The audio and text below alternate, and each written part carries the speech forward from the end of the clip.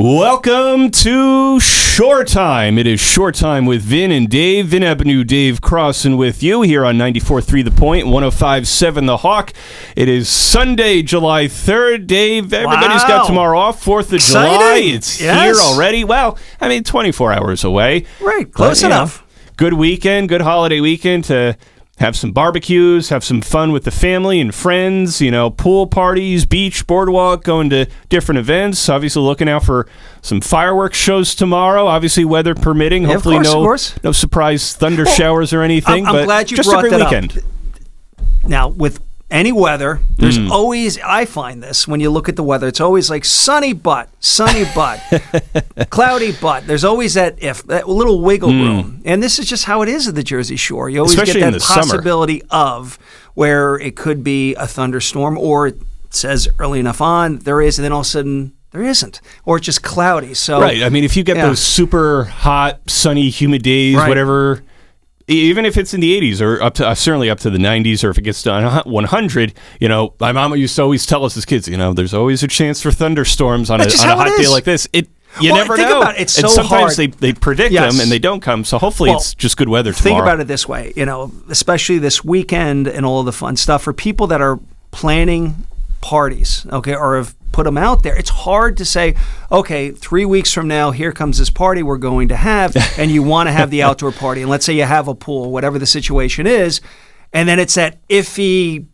forecast, and it's like, all right, so what do we do? Is it now a house party? And that changes from maybe, well, that's it. When I said, I meant that it could be, now I got to bring it inside, and am I able to barbecue because of bad weather if everybody's going to be inside? So it does create that challenge. And let's be honest, when you're having a barbecue, it's not like you're the night before, weather looks good, I'm having that barbecue and expect people to be there, or for you to have everything that you need. So you have to plan it in advance. But it is what it is. Right. Always a chance of those looming thunder showers. But you know what? Even on let's say you plan to get together, but with any day throughout the summer, not just 4th of July weekend, but, on those hot days where it's just like, scorching hot, and it's just humid and unbearable. Right. Like, you don't really want to spend too much time outdoors anyway. So it's like, all right, do we have enough umbrellas? Will they work? Or an awning? Is it even in the shade? On those days where it's like, it just feels too hot, even in the shade. It's like, all right, do you spend enough time outside to eat something or hang out or play sports, or is it just kind of let's everybody escape inside of the AC? Exactly. Well, let me throw something at you. Okay, talking about planning a barbecue or a party. You know what I hate? Vin, I'm going to tell you what I don't like. Is when you invite people and you get the maybe. Oh. What is a maybe? How many burgers is a maybe? How many drinks is a maybe? All of a sudden you end up with like an extra dozen burgers. Right, so it's like, it's, let's say you invited a couple or whatever, a friend here or there, and it's like, maybe, I think I can. I think I can. Okay, I think I can. So it's like, now let's say you get 10 of those maybes. Now, you don't want a situation where all those maybes show up and it's like, sorry, I have nothing for you. I don't have enough food. So what do? You end up planning for the maybes and the definites. And then what if you don't get those maybes? Or even better, let's flip the script. What if you get that situation where you invited one or two people and then the day off, they're like, do you mind if we invite this one and that one? And now all of a sudden it's like, I have to plan for that. So it is challenging because, you get the maybe people that if they don't show up, you have all this extra food. Or if they do show up and you get people that said yes, and then they bring other people. So, quite the challenge. I guess I've been there because the reason I'm bringing that up is I've been in the situation where I had all these people, and then the next time I didn't have so many people. So either I had just enough food or I have so much extra food. I guess better to You have to cook than to undercook. This way, better to have leftovers than nothing left. Well, I guess one thing you could look at here is if you're doing hamburgers and hot dogs, you can always freeze them, right? That's just... I guess, you get a whole package like, all right, how many people are here? I'm like, all right, I'll just make X amount, put the rest in the freezer. Right. Or me, you know what? I never mind leftovers from a barbecue, burgers, hot dogs, chicken, extra pasta salad or egg salad or something like that. It's like, leftovers for lunch tomorrow for dinner. When you cook a hot dog, Vin, do you overcook the hot dog? Or do you keep it Just enough. You know what I'm talking about, where it gets really dark and overcooked, where it's like a thick skin almost on it, or do you do it nice and charred? Yeah, that's what I mean. Like, do you overcook it? Because I know what I like. I just want to hear what you like. Well, there, hot dog wise, I like it, cooked. I don't mind, a little. I don't want to say crispy skin, but where it's like burnt and you're tasting like char, because it ruins the flavor for me. But obviously cooked enough to where it's deep red and stuff like that, where you can bite in. It's got a little bit of a hot dog kind of crunch, if you will, to it. Right. And then to me, I'll turn the question on you. Yes. Because sometimes it'll be a full ketchup, mustard, relish on it. Oh, you're asking what I put on it? Or sometimes, if there's chili available, I'll do chili dog with some cheese. I was going to ask if you put cheese on it. So I guess the question is, so what condiments? But part one. Part two, Dave, do you prefer chili or, what is it? Not cold. Why am I thinking coleslaw? It's sauerkraut. Sauerkraut. Yes. Okay, good question. Hopefully you'll like my answer. All right. I don't like to reinvent the wheel. It's a hot dog. It's a bun. Okay. Give me ketchup and mustard. Mm-hmm. Possibly, I split it down the middle, the hot dog that is.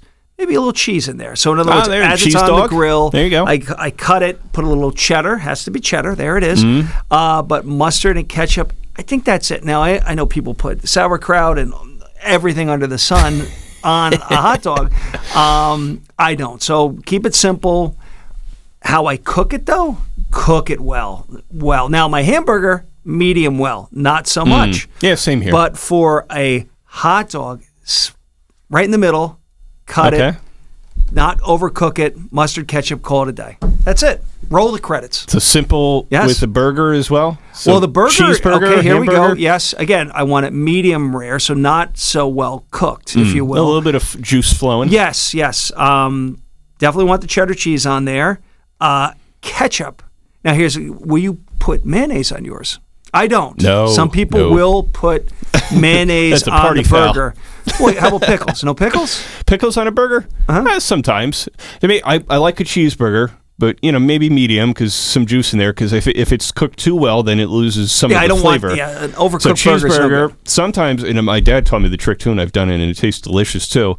Put barbecue sauce on the burger, both sides. That works. While it's still on the grill. While it's cooking. Have it savor in, so you get that extra barbecue sauce flavor in there. Interesting. Put the cheese on it. And then I still like to put a little ketchup on the cheeseburger with the barbecue sauce flavor as well. I think it tastes awesome. You're not putting it. Okay, so you're getting it on the burger while it's cooking. Mm-hmm. Yeah, almost like how you'd grill barbecue chicken, right? So you just I get the concept. Put some chicken on it. Put some barbecue sauce on a burger. Okay. I think it comes out good. You know what else works? What? I guess more so on chicken than a burger is hot sauce. I love hot sauce. So yes, sometimes. Split it up. When I've done grilling, put how many ever chicken legs or whatever there are, make half of them, put barbecue sauce on. The other half, I put hot sauce on. Obviously, the same amount too. So almost like, kind of where you get the hot wings kind of taste to them. Like, it comes out pretty good. I guess it depends on what type of hot sauce you like to go for. But I think it tastes pretty good. Put a little hot sauce on chicken. Okay. No, I get it. And if you want to go the step further, put a little bit of ranch or blue cheese on your dish. Okay. Dip it into. Question. You can only have one. Just one. Is it going to be ranch or is it going to be blue cheese? I ask you, Vin. Ranch.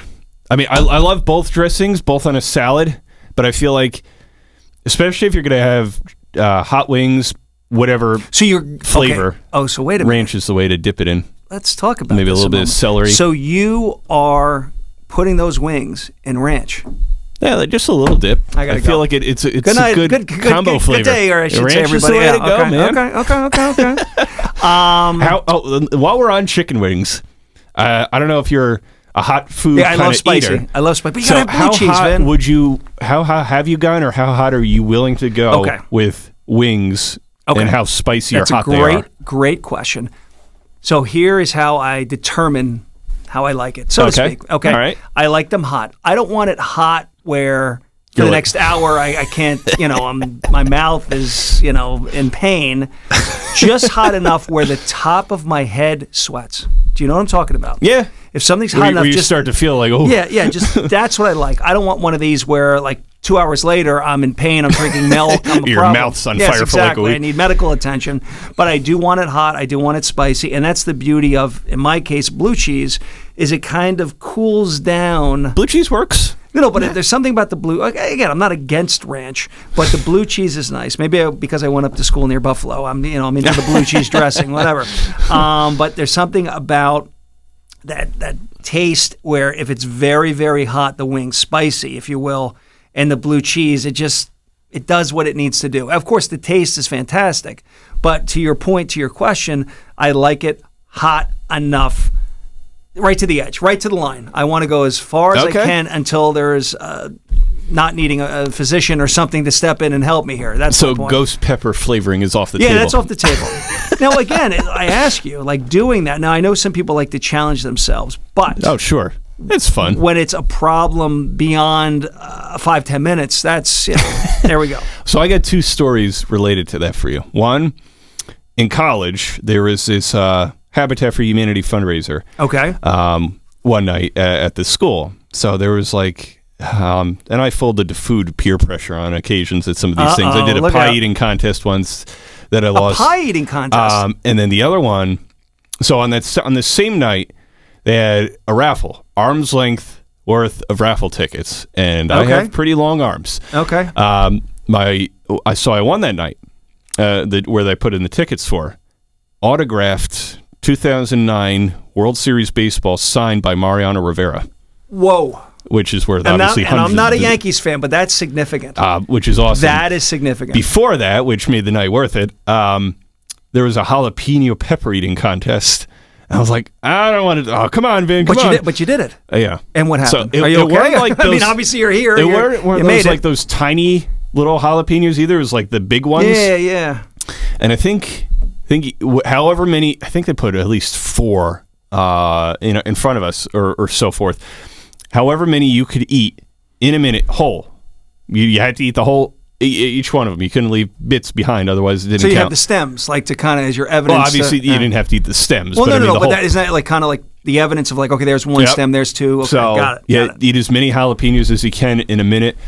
So I was like, all right, these are going to, burn my mouth. So it's like my strategy, which I don't know if any of them would have worked for me that night, was to just bite in real quick, chew as much as I can, try to put your mind somewhere else. Just swallow the pepper and see how much I can get down. How much you get down?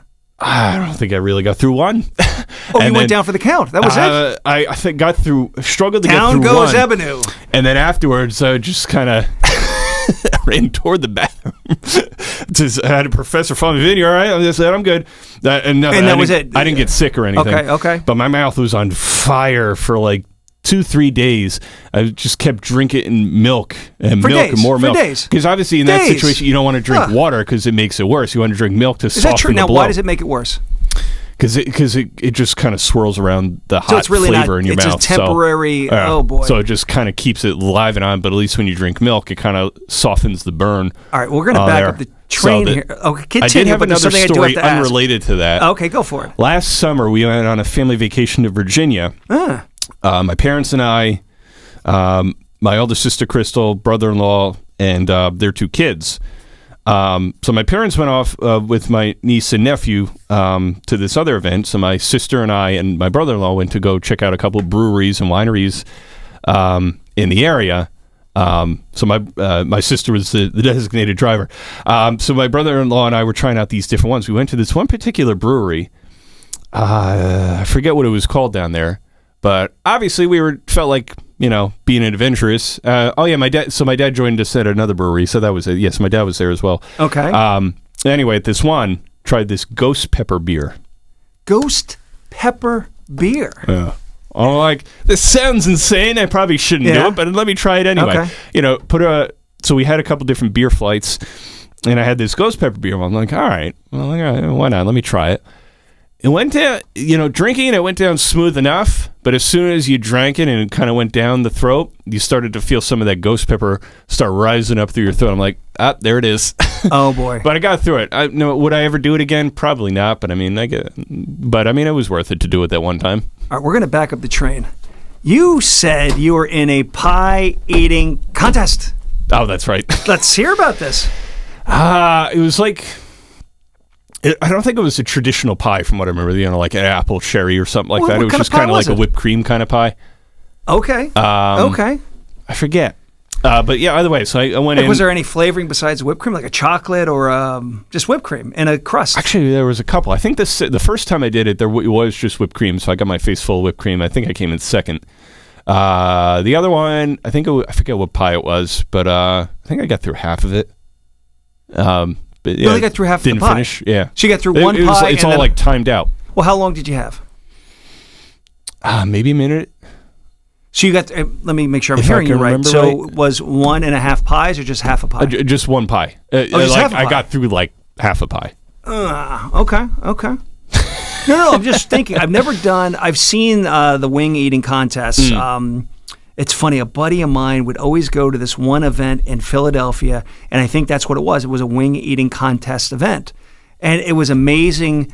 You would think the person that won was this big person, but it was like this little person that would just go to town, and this person like had multiple wins under their belt. And it was like the person was this little person, thin, and just boom, boom, boom, boom, boom, boom, boom. But I've never done any sort of contest like that. So, I'd be open to doing one again, whatever. I mean, sure, absolutely. Try out different. It's another way to try out different foods.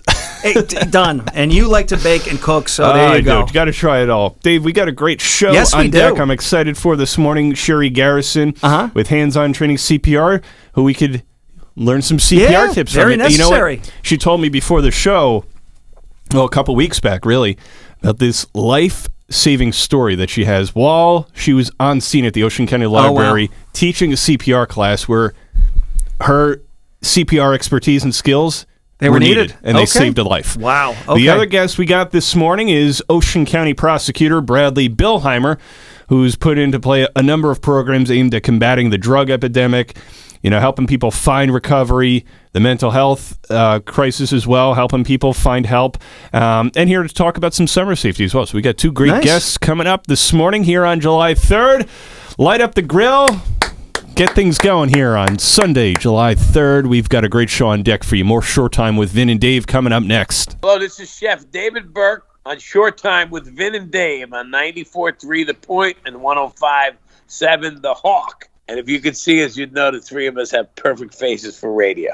Whether you're in the early stages of investing, getting ready to retire, or planning your estate, you need a financial planner who will guide you on a clear path with honesty and transparency. Shoreline Wealth Management understands that you are more than your money, and they strive to help you realize your best life as they align your finances with your goals. Best of all, Shoreline's straightforward approach will include you in the process. Shoreline Wealth Management is your financial anchor. Visit shorelinewealth.com for more information. Shorelinewealth.com. Securities offered through LPL Financial, member FINRA, SIPC. Welcome back to Short Time with Vin and Dave. Vin Avenue, Dave Crossan with you here on Sunday, July 3rd, 4th of July weekend. Hope you're having a good one so far. Tomorrow, 4th of July. And Dave, we talked at the beginning of the show about the importance of safety, taking care of each other this summer and everything. In the last couple of weeks, really, we got somebody who knows how to help us stay alive. I like that. Cherie Garrison with hands-on CPR training and the importance of CPR we're going to talk about this morning, and some great stories as well. Cherie, thanks for coming in. Thanks for having me. Of course. Thank you for being here and taking the time. So we want to discuss certainly the art of it, how CPR is, and the importance of it as well. But you had a great story you were telling me a couple weeks back while you were teaching a class at the Ocean County Library in Toms River about a case where somebody was in need of CPR on an upstairs level and everything. Mm-hmm. And I think it's a great way to start things off here, definitely. On the importance of CPR and how important it is to have that skill set and to know what to do should an emergency arise. So what happened that day from the start while you were teaching a class? Well, I've been teaching CPR since 1997, and since then I've been wanting to give back to the community and offer a free CPR class. So this was the first one that I did. June 1st through 7th is National CPR Week. So on Saturday, June 4th, I offered 2 classes for the community that were free. The first one started at 10. The second one started at 11:30. The first class that we had was very well. It was very well appointed We had 9 students, which was really nice. It was a lot of families, like fathers, daughters, a mother and her 2 sons, just people that wanted to learn the life-saving skills of CPR.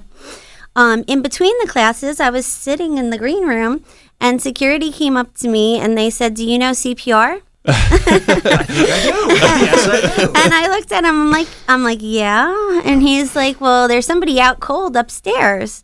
So I went upstairs, and there were 2 staff that were on the phone with 911, and they were pretty hysterical, very upset, I should say.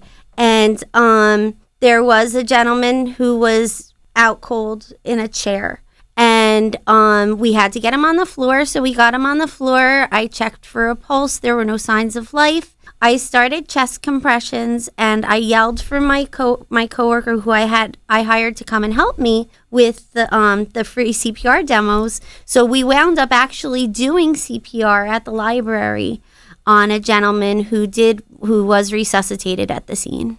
Wow. He just was in a chair and just... He was unresponsive in a chair. And I guess the staff walked by there and saw him unresponsive. And his color was pretty purple. So his color had changed drastically. And then an EMT came in and a volunteer first firefighter. And they were able to assist. The EMT had oxygen. I had a bag mask that she was able to provide oxygen to the victim. And once he started getting oxygen, his color changed really, really fast. Wow. Yeah, it was scary, but it just goes to show this victim was resuscitated with CPR alone. Of course, then EMS did come and did respond, but it really did save a life that day. That's awesome. When you see a situation like that, in this case, this gentleman was in the chair. I guess you first would check for a pulse. First, I got him. Okay. First, I got him on the floor. My first thing was to get him on the floor. So he's flat. Yeah, because his head was hanging off of the back of the chair, and I could see right away that he was unresponsive. So I knew that we were going to have to provide first aid measures. In that situation, what does the color of a face, pale or blue, does it indicate kind of how much oxygen they're losing at that particular time? Yeah, it's called cyanosis. It's when they have very poor color. So it'll be like a blue, then it can turn like to purple, and that just is an indication of poor signs of life. So if you see that there's poor signs of life, if you see that they're unresponsive, you do want to start chest compressions for CPR. Now, getting into the art of it, because we want to get back into this, because there's a lot of great stories and a lot of scenarios with this. But in that kind of emergency or something similar, what do people need to do right away? I guess especially if they're not CPR trained or don't remember all the steps and everything. What should people be doing if they see somebody passed out? Or not looking well, not looking like they're moving. Your first step is always going to be to check the scene. You want to make sure that the scene is safe for you as a first responder. You wouldn't go on to a scene that was unsafe for you. So as soon as you determine that the scene is safe, you want to try to wake the victim up. You're going to tap his shoulders and shout, "Are you okay?" You're trying to elicit a response from the victim. So you're not like, you're really trying to hit and shout. They call it tap and shout, "Are you okay?" Once we've established that the victim is unresponsive, or even if he is responsive and he's just not responding fully to you, you want to call 911. When you're calling 911, if possible, you do want to use a landline as opposed to a cell phone. So if it were to happen like at the library, you want to call from their landline as opposed to a cell phone. It's just a better indicator for dispatchers and 911. So they can track where the call is coming from. I got it. Okay. And once we call 911, then we're going to check this victim for signs of life. So with first responders, like my EMTs, my police officers, my paramedics, my physicians and nurses, they're going to check for a pulse. If you're unsure of how to check for a pulse, you want to just scan for signs of life, because at this point, he's not responding to you. And if he doesn't have signs of life, you want to act quickly and you want to start chest compressions for CPR. Now, what are the ways to check for a pulse? Is it just going to the wrist? Is it going to the neck? There are different areas to check for a pulse. Normally with adults and a child, we'll check in a carotid pulse, which is in the side of your neck. The pulse in your wrist is called a radial pulse. There's a pulse that we check for in the infant. It's in the crook of the arm, right above the elbow. It's called a brachial pulse. There are different areas to check for the pulse, but the main thing is you're not going by pulse check alone. Even my first responders, even my paramedics and my EMTs, they're checking for a pulse, but they're also scanning for signs of life because there is a de-emphasis on a pulse because it's hard to find a pulse on someone who's down. May I ask, like, somebody who doesn't know what to do, what are some mistakes or things that absolutely do not do this if you approach that type of situation? I just taught a class and we were talking about the Good Samaritan Law. So the Good Samaritan Law differs from state to state and from country to country. And in the state of New Jersey, you're not obligated to stop and assist. But if you do, you want to just do what wouldn't be considered grossly negligent. Something that would be considered grossly negligent would be to like perform a tracheotomy on someone who's choking. But otherwise, you have to remember that this victim is unresponsive with no breathing and no signs of life. So he's clinically dead. So if you start pushing on his chest, it can only, hopefully help the situation. Now, with the steps of CPR, I guess whether or not you find the pulse, what do you have to do in terms of compressions? Trying to find, assuming that they're non-responsive or clinically dead. What are some things that you should be doing, and how do you position yourself properly to provide the right amount of presses? Okay, so you want to have the victim on a hard, flat surface. You can't do CPR if the victim's in a bed or a couch. He has to be on the floor, on a hard, flat surface. You do want him laying on his back so that you're able to get next to him. Your knees would be around his shoulder to his elbow so that you can find the area on his breastbone above where their heart is located. Your heart is about the size of your fist. It's located in the center of your chest. And we're using the nipple line as a guide. So when we're doing our compressions, we're using the heel of our hands, and we're going to compress at least 2 inches, which is about the depth of your thumb. And what we're doing with our compressions is we're sandwiching the heart between the breastbone and the spine, and with each compression, we're pumping that heart to create blood flow. How often should people do it, and then before they start and stop and try to go round 2 or round 3, however many it takes? Now, what we're doing right now, and the class that I was performing at the library that day is called a compression only or hands only CPR class. If you don't know and love the victim, if it's a stranger on the street, right, you don't know them, correct, and you don't have a barrier device, it's not recommended to perform mouth-to-mouth breaths on strangers. What is recommended is just straight compressions. It's called compression only or hands only CPR. When we do CPR, we're compressing at a rate of at least 100 compressions per minute, but no more than 120 compressions per minute. You want to have enough time for the chest to completely recoil so the heart can return to a normal position and refill with blood. And what are some things to know that it's working right away? Is it more of a cough? Is it somebody opening their eyes to know that, or is it or feeling a pulse? It's normally it's normal coughing, normal breathing, or movement. So there's something that people do display if they are clinically dead. It's called agonal gasps. It's as if their body is trying to hold on to life. It's like a reflex, and they're just kind of drawing air in but not breathing normally. When you can see signs of life, that would be normal coughing, breathing, or movement. Now, what should people be doing? They're not first responders, just kind of the average everyday person, if you will, who happen to step in. You'd think, I would guess, continue to do until first responders arrive. But what are some things that they should be doing to either or pick up their efforts or continue their efforts and do whatever they can so that as soon as EMTs, police, fire respond to the scene, that they can kind of hand things off to them, if that CPR still is needed at that point? So if you have a second rescuer, you want to rotate rescuers every 2 minutes because of fatigue. Because your adrenaline's pumping, so you might not feel fatigued, but you're still going to fatigue. So they want you to rotate rescuers every 2 minutes. If the victim responds and they're they have normal movement, they're breathing on their own, you can roll them to their side. It's called the recovery position. And then you wait for 911 to arrive. And you just want to monitor the victim. So if you get the response that you're obviously, you put them on their side. On their side. So in case they're to vomit, they don't swallow it and then aspirate.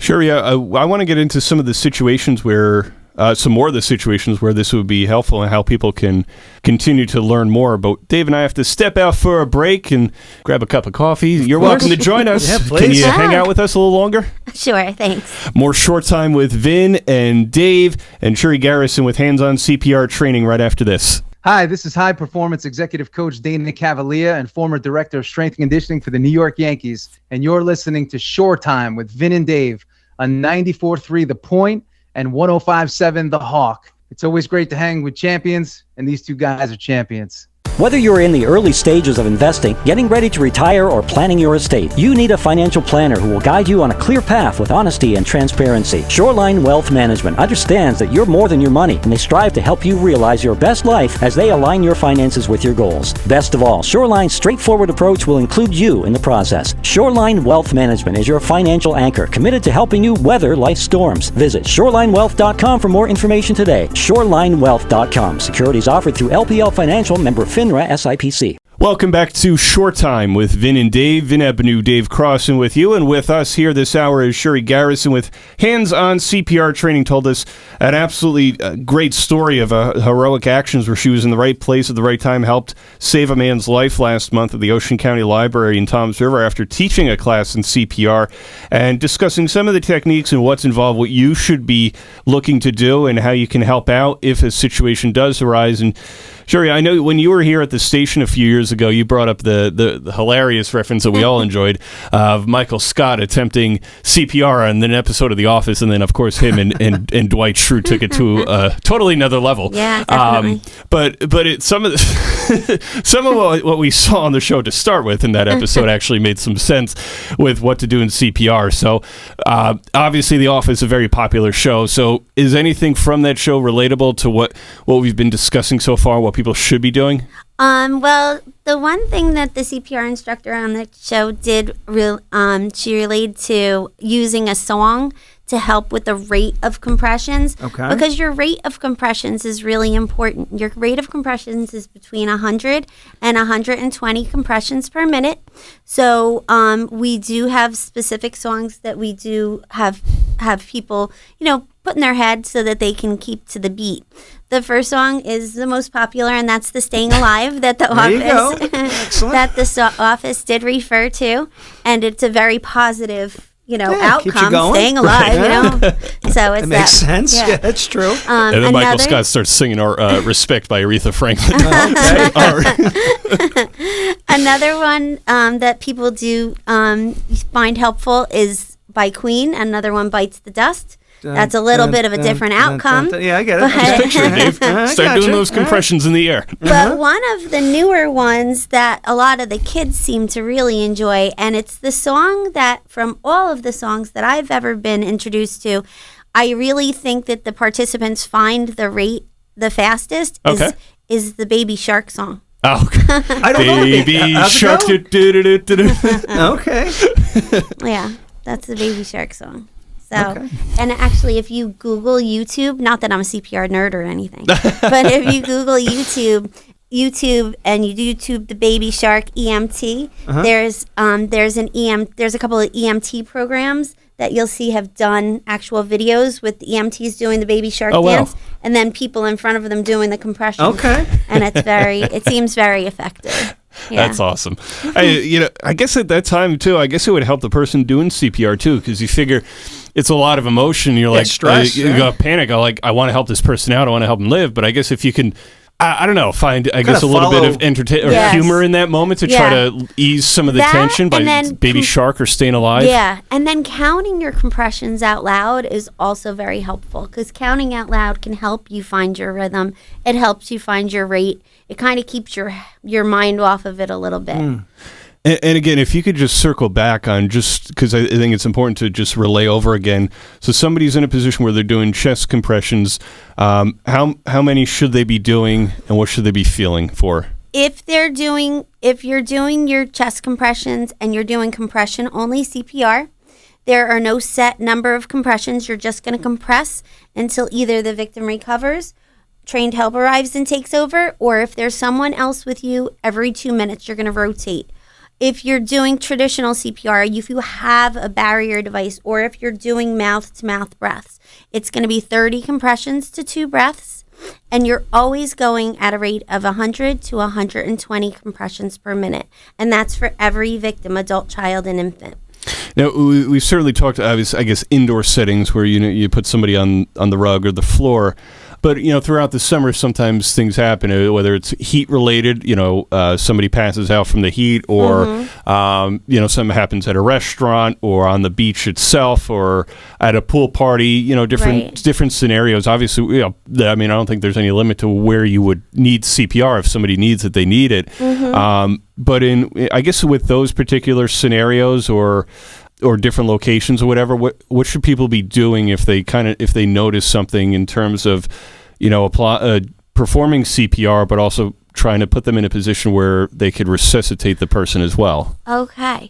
So if they're outdoors, if it's like on the beach and they have a drowning victim, or if it's at the pool, you want to try to get the person from the water.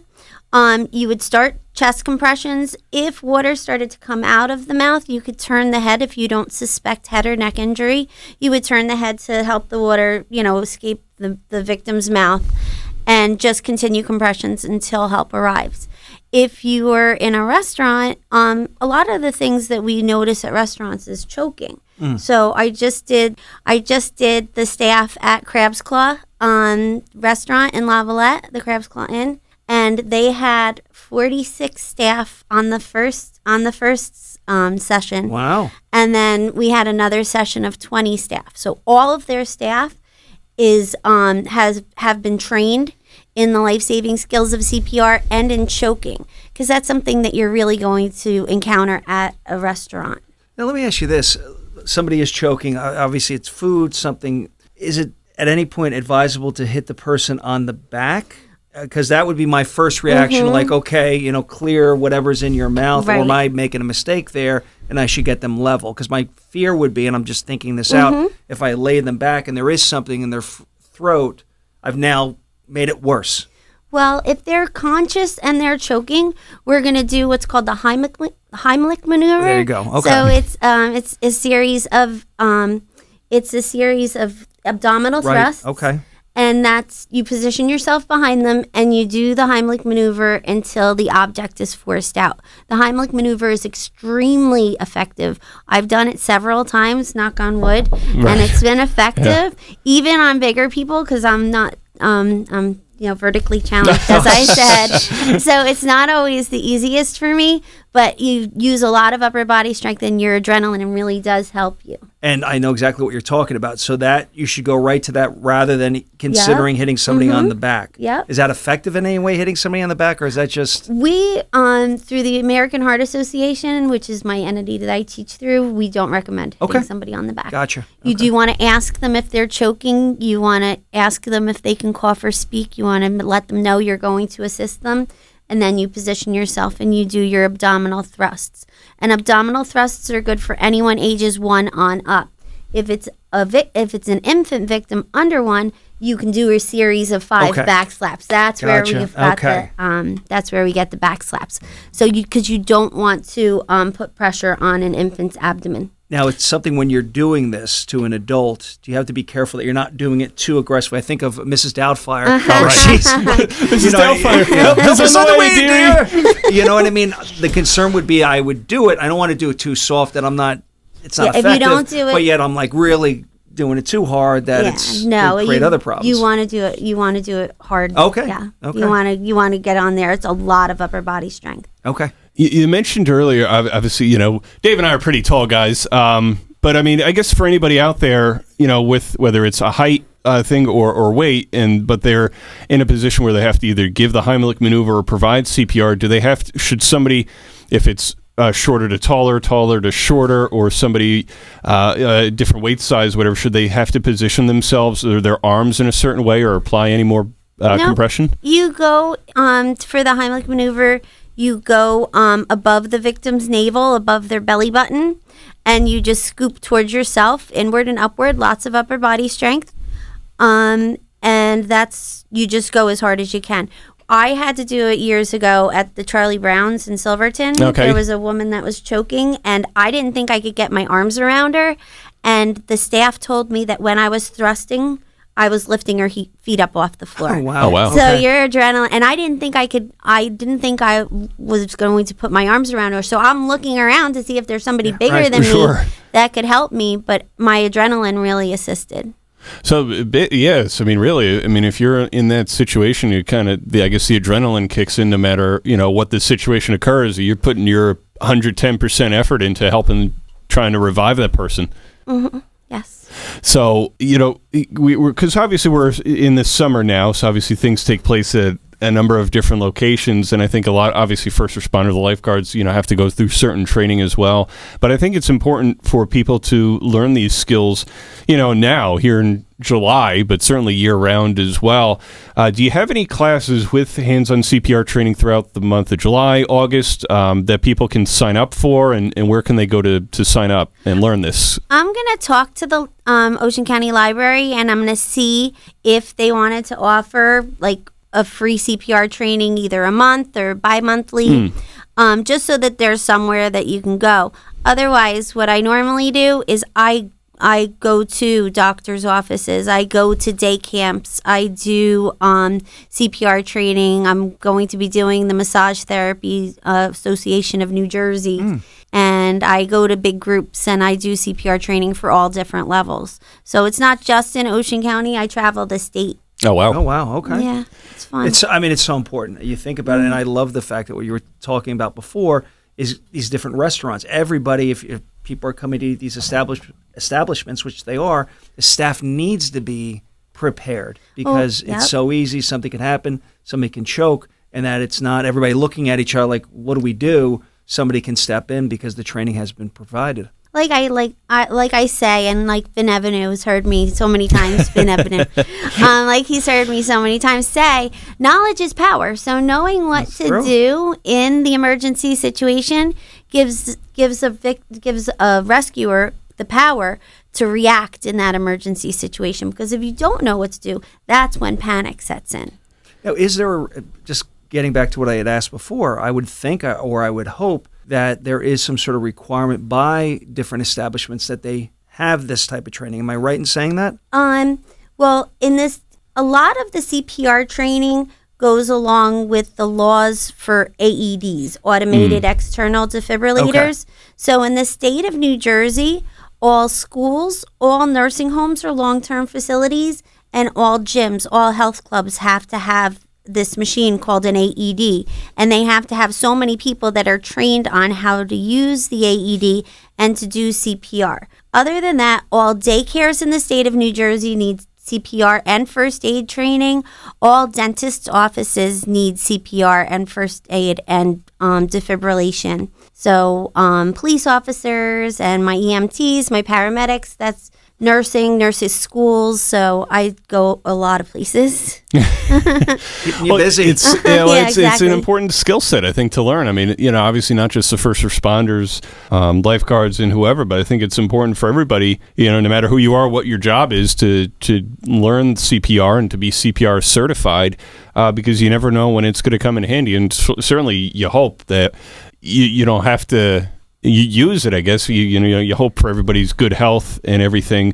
But Cherie, as we wrap up here, I know we've obviously talked about in a few different ways the importance of learning CPR here. But what does it all mean to you to be able to continue to teach this important skill set to everybody? And as well, anything you would encourage people to do in seeking out these type of services? Well, in 2007, my daughter was she was in 7th grade at Intermediate East, and one of her classmates collapsed suddenly at an after-school activity, and CPR was started right away. the AED was there, but no one had known how to use it at the time because it was before the laws where the schools had to have, you know, AED and CPR certification. Right. Since then, in 2013, Janet's Law came into play, where all schools have to have AEDs. All teachers should be, you know, so many teachers, all coaches, all school coaches have to have CPR certification. But when that incident happened in 2007, I was so moved by it because I'm picking up my daughter from school, and I see all of these first responders. There were like 20 cop cars and everything in front of the schools. You knew that there was something bad that happened. Yeah. So what I did at that time, and I still do it to this day, I do go and I give demos. So I give free demos for PTOs, for scouts, for you know, retirement communities, just to go over how to do CPR, where the AED is, how to use an AED, because you don't need a specific certification to use this machine. You just turn it on and it talks you through everything step by step. Awesome. This has been tremendous. Thank you for coming in. It's so important. And thank you for sharing the story at the beginning of our conversation with your personal rescue recently, a month ago, at the Ocean County Library in Toms River, and the other examples as well. So, Cherie Garrison with Hands-On CPR Training. They have a page on Facebook. Check them out. And you can also visit them at handsoncpr.com. Again, learn the importance of those CPR techniques, because you never know when they'll be in handy, especially during the summertime. Important to learn them. So, Cherie, thanks for coming in this morning. Thanks for having me. Any party I have, you're invited. Let me tell you. My goodness. Be on standby. Yes. Thank you again. It's so important. Appreciate your time. Thanks for having me. Excellent. And yes, please continue to do all the good work you're doing. More Short Time with Vin and Dave coming up next. Hey, it's Chris Carlin from Rutgers Football and 98.7 ESPN in New York, and you're listening to Short Time with Vin and Dave on 94.3 The Point and 105.7 The Hawk. These fellas are entertaining. Whether you're in the early stages of investing, getting ready to retire, or planning your estate, you need a financial planner who will guide you on a clear path with honesty and transparency. Shoreline Wealth Management provides clarity through the complexity, with offices in Manchester and Manahawkin. Shoreline Wealth Management is your financial anchor. Visit shorelinewealth.com for more information and start your financial journey with comfort and security today. Shorelinewealth.com. Securities offered through LPL Financial, member FINRA, SIPC. Welcome back to Short Time with Vin and Dave. Vin Ebenu, Dave Crossan with you. And we just had a great visit, heard a heroic story by Cherie Garrison of hands-on CPR training, of something she did a month ago in a particular situation while in between classes at the Ocean County Library in Toms River. Somebody came down and said, hey, you know, we need somebody upstairs as needed CPR. Do you know CPR? She went up and worked with one of her coworkers at hands-on CPR training, and they helped bring a man back to life by providing CPR, and then the EMT and the volunteer firefighter took over there. So, but obviously it was just one big example, and I'm glad you shared the story, Dave, of just the importance of learning CPR. I mean, I've taken the class with Cherie here at the radio station. She makes it fun. Obviously, we brought up the Office reference too, but it's important skills to learn, and it's not overly difficult. I mean, she's works with you too to make sure to help you understand it, everything. So, I mean, if you have an opportunity to book her or have her come to your office or whatever and teach a class, I think go ahead and do it, because learning CPR is just so important. It is so important, and I was glad that she mentioned the restaurant that she recently went to and they did all the training. That is so important. Think about that. You're at a restaurant. You don't want a situation where somebody is having a problem and everybody's looking at each other like, what do we do? It's important that the restaurant staff, somebody can step in and be there and do what needs to be done while medical attention is on its way, if you will. It's and the fact that, like, with, it isn't overly complicated. I think the way you brought that up, I mean, there are ways, as we discussed, things could go the wrong way by doing it the wrong way. Right. And the one thing that I thought was interesting is to make sure that when performing it, you're on a level, laying down, if you will, not on a bed where, it's not working properly, that you want to make sure somebody is lying down properly to perform it. And that's such a simple thing, but you could see somebody doing it the wrong way, or the wrong, person isn't laying down properly, and, life and death. I mean, this is something where if you do it correctly, you give somebody that chance. And if it's a situation where people are hesitating or nobody knows what to do, you know what that outcome could be. Well, yeah, obviously it could be a scary situation whether you know what to do or not, but I think knowing what to do and how to do it, I think takes some of the pressure off. Like, okay, I remember my training. Here's how many chest compressions. Here's where I need to position Staying myself. Alive. Don't forget the song Staying Alive. Baby Shark. Yes, that's the other one. What was it? Wait, there was a third one. Another One Bites the Dust. There we go. So there it is. Pick whatever song. Yes. I mean, because obviously it all goes to the beat, 100 compressions per minute. And I didn't realize, good point, if there's two people that know how to perform it, that 2-minute breaks, like 2 minutes, next person on, because you don't realize you could get exhausted and then you maybe slow up and you're not doing what you need to do. Well, that's what she said too. Obviously, the adrenaline kicks in on multiple fronts, so it's good to switch out, but also so that, even in those adrenaline situations, she brought up the example of a few years ago when she was at the now closed Charlie Brown's in the Silverton section of Toms River, where she was like, she didn't know that, because she admitted, obviously she's still a little short. She didn't know that she'd be able to do it. She'd be able to handle the woman at the restaurant. She did, and she said the restaurant staff told her that she actually picked up the woman off the ground. Sometimes, in those situations, from what I've heard, it's like the adrenaline kicks in. You know your training, everything you taught, or everything that you've learned, all comes into play, and all of a sudden you're doing it, and you're helping save somebody's life.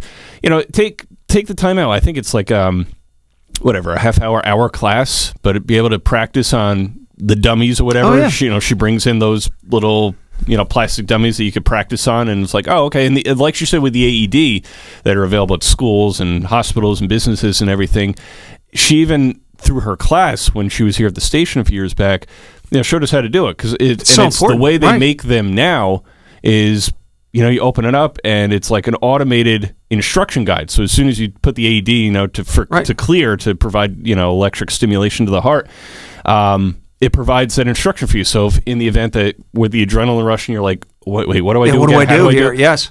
There's that instruction. Obviously important to know how to do it. Well, I think that's the key thing. You don't want a situation where you're hesitating. You want to know how to do it. You want to be able to react and perform it rather than that hesitation of, okay, let me see what I need to do. And to your point, making sure that people know where to get it, how to do it, get it done, because that hesitation could lead to, unfortunately, somebody not making it. Right, and you just being there at that time, whether you know the person or not. Right. I mean, you could save a life that day. So.